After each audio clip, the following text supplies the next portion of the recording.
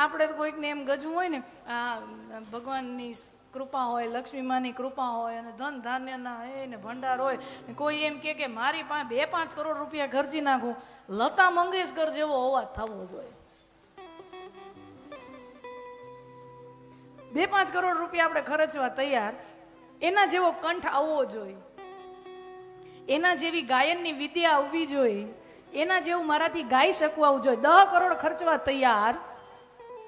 ભાઈ તમે રૂપિયાના થેલા ભરીને જાઓ ને તો ઈ વિદ્યા ન મળે, ઈ ઈશ્વરીય દેન છે.